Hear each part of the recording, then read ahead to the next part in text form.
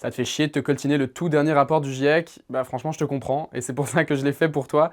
Voilà les 4 choses les plus importantes à retenir, selon moi, dont une note de bas de page qui fait la diff, et surtout des raisons de garder espoir. Avant ça, petit récap, ce rapport c'est un guide de survie pour l'humanité selon l'ONU qu'il a publié lundi.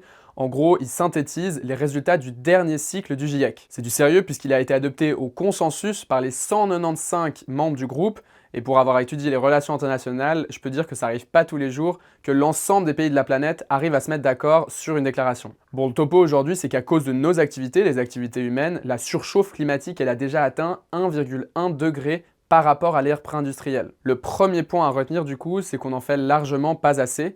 Parce que le système climatique, il a de l'inertie, on atteindra pour sûr les 1,5 degrés déjà d'ici 2030-2035, quels que soient les efforts de réduction immédiats des émissions. Et à ce rythme, les scientifiques du GIEC projettent une stabilisation jusqu'à 3,5 degrés d'ici la fin du siècle.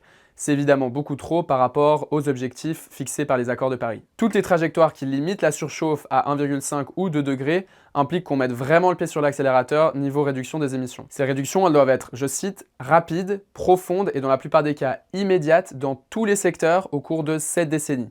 En clair, ça veut dire que les décisions et les mesures prises pendant cette décennie auront un impact immédiat et pour des milliers d'années. Alors le deuxième point, comment on fait? C'est quoi les solutions? Le GIEC dit clairement qu'on va devoir se secouer. Les actions à court terme nécessitent des investissements initiaux élevés et des changements potentiellement perturbateurs. Ça veut dire, entre autres, des changements de comportement et de mode de vie. Mais, le GIEC dit aussi que cet effort, il peut être atténué par une série de politiques qui rendent ces changements possibles et plus faciles. La bonne nouvelle, c'est que des options efficaces, réalisables et peu coûteuses d'adaptation et d'atténuation sont déjà dispo. Par exemple, niveau thunes, le GIEC relève que même s'il faut qu'on investisse beaucoup plus, les capitaux mondiaux sont suffisants pour qu'on rattrape notre retard. C'est pas l'argent qui manque donc, c'est juste qu'il y a des obstacles à la réorientation des capitaux vers l'action climatique.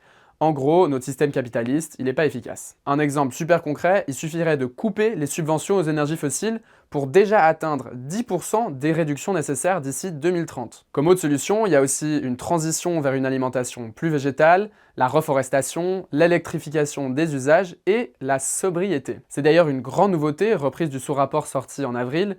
La sobriété, elle est enfin définie par une petite note de bas de page qu'on pourrait rater. Les scientifiques définissent cette sobriété comme un ensemble de mesures et de pratiques quotidiennes qui permettent d'éviter la demande d'énergie, de matériaux, de terre et d'eau, tout en garantissant le bien-être de toutes et tous dans les limites de la planète. Le GIEC dit donc clairement qu'il est essentiel et possible de consommer moins, soit de viser une certaine forme de décroissance sans toucher à notre bien-être. Un autre point super intéressant sur la question des solutions, c'est le rôle des nouvelles technologies. Là, le GIEC nous met en garde contre le techno-optimisme. Alors rien à voir avec la techno qui pose pas problème.